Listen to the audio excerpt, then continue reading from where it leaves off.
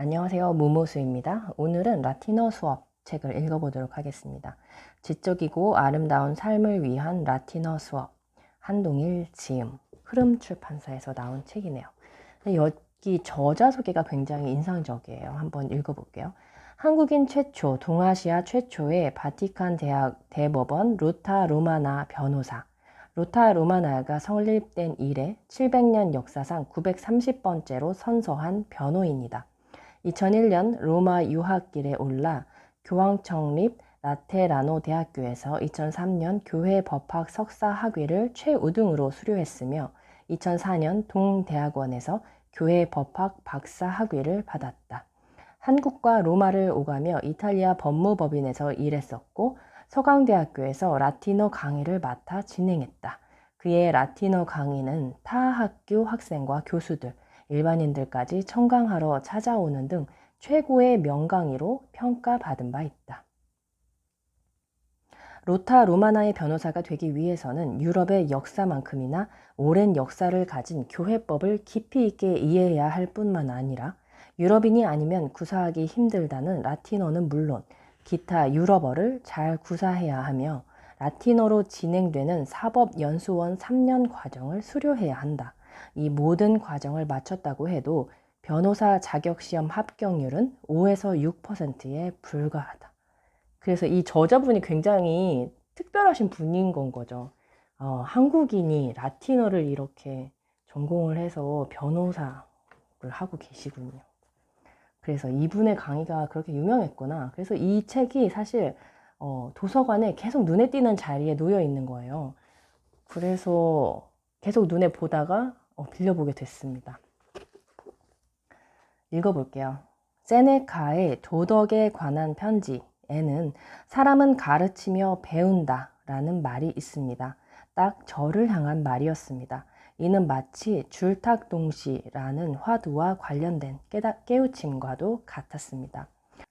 매 학기 초 이렇게 학생들에게 라틴어 공부를 왜 하는지 묻고 답을 들었던 것을 생각하다 보면 문득 공부는 어디에서, 무엇에서부터 시작하는가 라는 질문을 해보게 됩니다. 앞선 대답들처럼 대부분의 학생들이 라틴어 강의를 선택한 데는 그리 엄청난 계획이나 원대한 포부가 있진 않아요. 제 경우에도 어린 시절에 왜 외국어 공부에 관심을 가지게 됐는지 돌아보면 그 이유가 대단하지 않았어요. 오히려 유치했죠. 저는 중학교 시절에 공부를 잘하고 싶었습니다. 어느 날 동네에 있는 중학교의 서울에 있는 학교의 수를 헤아려보니 제 위치가 정말 별것 아니었어요. 심지어 미국, 유럽 등 전 세계의 학교는 얼마나 많겠습니까? 학생은요, 어린 마음에 내 경쟁 상대는 여기에 있지 않고 해외에 있다라고 생각했어요. 오히려 반 친구들, 한국의 학생들은 나와 같이 공부하는 동료라고 여겼고요. 지금 생각해보면 우습지만 그땐 정말 진심이었습니다. 그래서 외국 학생들과 경쟁하려면 영어를 잘해야겠다는 생각을 했고, 다른 친구들이 자습서를 볼 때 저는 성문 기초 영어, 성문 종합 영어를 공부하기 시작했어요. 당연히 중간 기말고사 성적은 좋지 않았습니다. 시험 성적을 잘 받으려면 자습서를 봐야 했으니까요. 하지만 제가 원했던 건 단순히 시험 성적만은 아니었습니다. 그래서 매번 시험 결과에 실망하면서도 외국어 공부를 그만두지 않았어요. 대학교에 가서도 시간 단위로 라틴어, 영어, 독일어, 이탈리아어를 공부했습니다. 물론 이때에도 큰 성과가 있었던 건 아닙니다. 엄청 좌절하고 스스로를 루저라 생각하기도 했고요. 하지만 이 모든 것들은 훗날 로마에 유학을 가서야 꽃을 피우게 됩니다. 여러분도 기억해 보세요. 어린 시절 공부를 열심히 했던 데는 부모님의 칭찬을 듣고 싶어서 혹은 다른 친구에게 지고 싶지 않아서와 같은 이유들이 있었을 겁니다. 대단한 이유가 있었던 게 아니에요. 그게 어른이 된 지금이라고 다를까요? 그러니 만일 여러분이 뭔가에 관심이 생기고 공부해보고 싶은 마음이 든다면 내가 왜 그것에 관심을 가지게 됐는지, 왜 배워볼까 하는 마음이 들었는지 한번 들여다보세요. 그 다음 내 안에 유치함을 발견했다면 그것을 비난하거나 부끄러워하기보다 그것이 앞으로 무엇이 될까? 끝내 무엇을 만들어낼 수 있을까? 상상해 보는 건 어떨까요? 지치고 힘든 과정에서 오히려 또 다른 동기부여가 되어주지 않을까요? 그러니 이 수업을 시작하기 전에 여러분의 그 마음이 그저 그런 유치함이 아니라 위대한 유치함이라는 사실을 기억하기 바랍니다. 오늘날 거의 모든 유럽어의 모언어로 알고 있는 라틴어는 세계 언어 분포상 인도 유럽계에 속합니다. 이 사실을 말하면 대부분의 학생들의 눈이 다시 한번 휘둥그레집니다.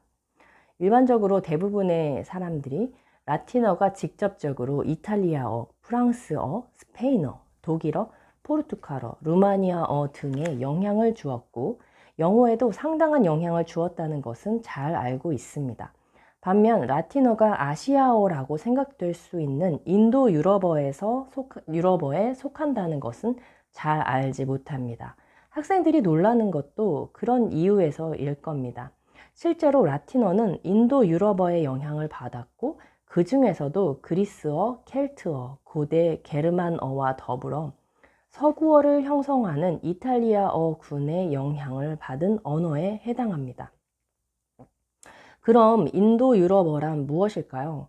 인도 유럽어는 북인도, 근동, 유럽 전 지역에 전파되어 있는 언어군을 가리키는 말입니다. 특히 18, 19세기에 이루어진 역사 비교 언어학에 따라서 언어의 형태만이 아니라 의미 구조에 있어서도 단일한 공통 조어에서 파생되었으리라 하는 가정하에 붙여진 이름입니다.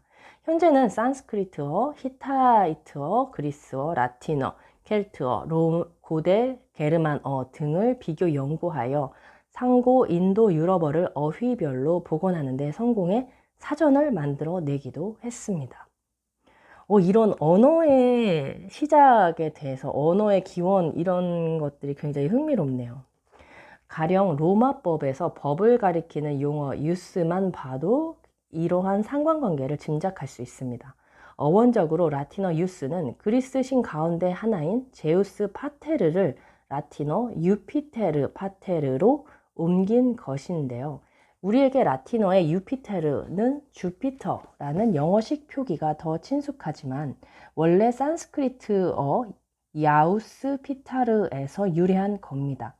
그러면 어떻게 고대 산스크리트어가 라틴어에까지 영향을 줄 수 있었을까요? 역사적으로 상고시대에 인도와 유럽 지역은 유라시아 스텝 지역에서 유입된 유목민족에게 정복당했는데요. 이 때문에 유목민족의 대대적인 이주가 있었고 아시아와 유럽의 여러 지역에 지각 변동이 일어납니다. 이는 동시에 종교와 법률, 언어적인 측면에서도 큰 변화를 가져오죠.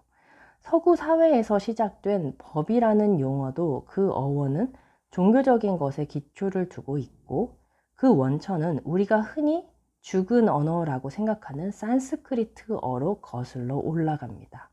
산스크리트어의 영향은 인도를 중심으로 서쪽으로만 향한 것은 아니었습니다. 동쪽으로 우리나라의 언어에까지 영향을 주었다고 합니다. 가령 엄마라는 말을 분석해보면 거의 모든 언어에 엄마를 뜻하는 단어에는 마의 음가가 들어갑니다. 지금 다들 머릿속으로 떠올려 보고 있을 텐데요.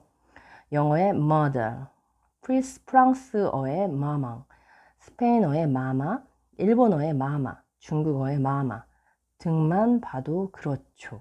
이것은 단순한 우연이 아닙니다. 여러분, 우연이 아니라고 합니다. 고대인들은 세상에 존재하는 모든 것에는 한계와 척도라는 것이 있다고 생각했는데 이 개념을 나타내기 위해 인도 유럽어는 자음, 무겠죠.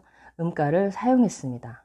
M이라는 음가에서 물질, 척도라는 measure라는 용어가 나왔고 인간 생명의 자연적 범주와 관계하는 사람이라는 의미의 엄마라는 말이 파생했죠.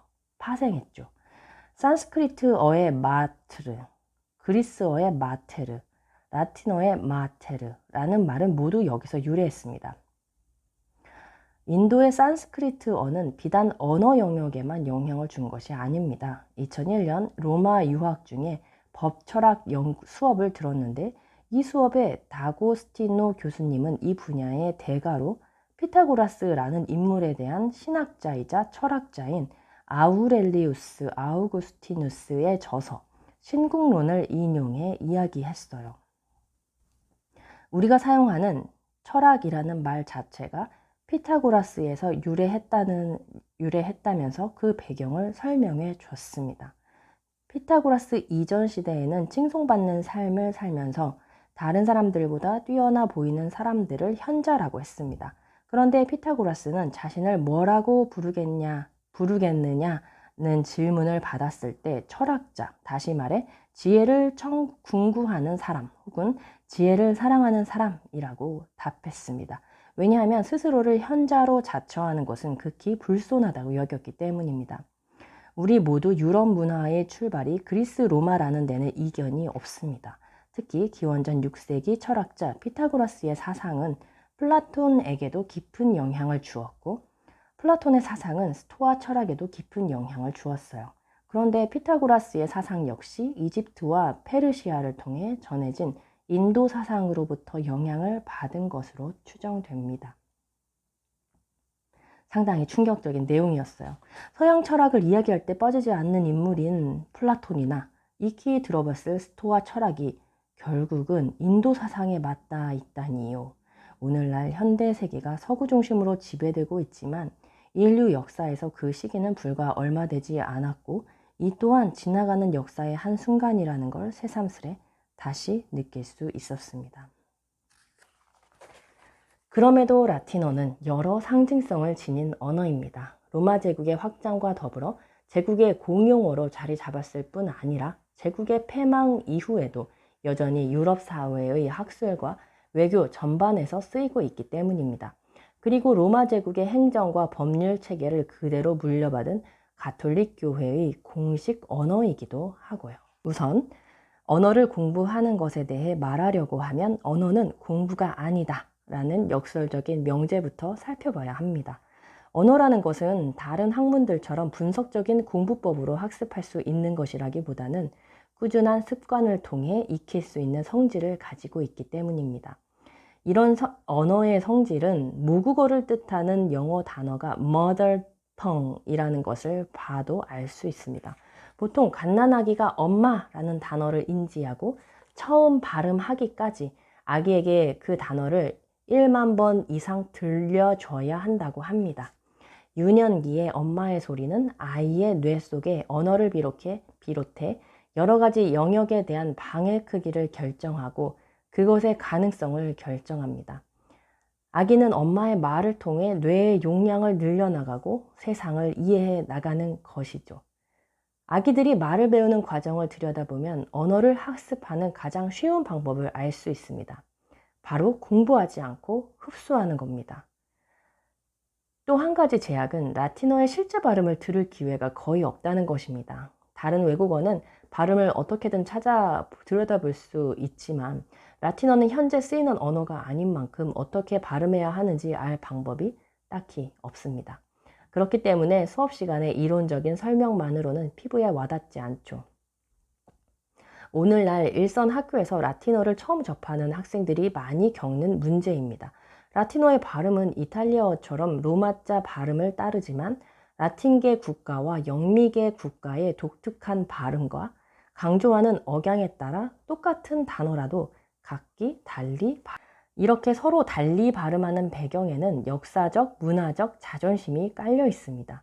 로마인이 야만인이라고 불렀던 영국과 독일인들은 근대부터 유럽 문화의 주도권을 잡았기 때문에 로마 제국 및 중세와 차별성을 두기 위해 그리스와 로마의 원 문명이 자신들의 근원이라 여기고 고전 발음을 고수하죠. 실제로 중세 시대 문헌만 봐도 영국을 섬나라 야만족이라고 표현하고 있어요. 야만인을 의미하는 바르바리쿠스라는 말은 원래 로마인에게 정복되지 않은 외국 땅에 사는 사람을 의미하는 단어였습니다. 오늘날에도 이탈리아로 유럽 온 독일인들은 서로 소개할 때 이탈리아어로 독일 사람을 의미하는 바르바리코라고 자신을 소개하며 냉소적으로 웃곤 합니다. 독일의 입장에서 로마식 라틴어 발음을 고수한다는 것은 계속해서 로마의 정신적 지배에서 벗어날 수 없음을 의미할 겁니다. 그래서 로마식 발음을 하지 않고 고전 발음을 복원한 것이죠. 반면에 라틴계, 프랑스, 이탈리아, 스페인은 그리스, 로마, 중세, 근대로 유럽 문화가 이어져 왔으니 자신들의 문화가 그 맥을 이어왔다고 자부하기 때문에 로마 발음, 즉 스콜라 발음을 중시합니다. 1561년 지도 제작자이자 수학 철학자인 게라르두스 메르카토르가 제작한 지도를 보면 지도 속 인물의 신체 각 부분에는 각 국가의 이름이 적혀 있습니다. 이 지도를 통해 당시 유럽의 중심 국가와 유럽인들의 세계상을 엿볼 수 있어요. 즉 라틴어의 발음 하나에도 그 안에는 단순히 언어적 측면만이 아니라 각 국가가 역사를 어떻게 바라볼 것인가 등 다양한 문제가 복합적으로 반영되어 있다는 의미입니다. 그래서 언어는 공부가 아니다 라고 이야기할 수 있는 겁니다. 그런데 우리나라 책에는 키케로가 키케로, 로마 발음 치체로, 카이사르가 카이사르, 로마 발음으로는 케사르라고 표기되어 있는데 이 또한 위와 같은 사실과 관련이 있습니다. 일제강점기 때 대부분의 학문은 일본을 통해 우리나라로 들어왔습니다. 그러나 그 당시 많은 지식인들이 접한 학문적 성과나 지식들은 모두 일본에서 시작된 것이 아니었습니다. 그 원류는 유럽에 있었던 것이죠. 이에 우리나라 지식인들은 원조를 공부하기 위해 독일로 유학을 떠나 그곳에서 철학, 법학, 신학 등을 공부했어요. 그러다 보니 그런 학문에 등장하는 라틴어를 접할 때 당연히 독일에서 쓰는 고전 라틴어 발음으로 익히게 되었죠. 그 까닭에 우리나라의 초창기 지식인들이 외국의 지식을 들여올 때 라틴어를 고전 발음으로 표기하여 들여오게 되었고 이것을 지금까지 관습적으로 사용해온 겁니다. 언어는 공부가 아니다 라고 말한 것은 앞서 이야기한 대로 언어의 습득적, 역사적 성질 때문이기도 하지만 더욱 주의 깊게 봐야 하는 이유는 언어의 목적 때문입니다. 언어는 그 자체의 학습이 목적이기보다는 하나의 도구로서의 목적이 강합니다. 앞에 강의에서 말했듯이 언어는 자신을 표현하기 위한 수단이자 세상을 이해하는 틀입니다. 하지만 우리나라에서는 이 점을 자꾸 간과하고 있는 것 같습니다. 세네카는 학교를 위해서가 아니라 인생을 위해서 배운다 라고 말했습니다. 지금 우리는 언어 학습의 목표를 어디에 두고 있는지 생각해 보아야 합니다. 대학 수학능력 시험에 외국어 영역의 지문만 보더라도 그렇습니다. 외국인들조차 그 지문의 내용을 이해하기 어렵다고 하고 수험생들은 한국어로 해석된 것을 읽어도 헷갈려 합니다. 10년 가까이 해온 외국어 공부의 궁극적인 목표가 시험 문제를 맞히기 위한 것이라니 안타깝기만 합니다.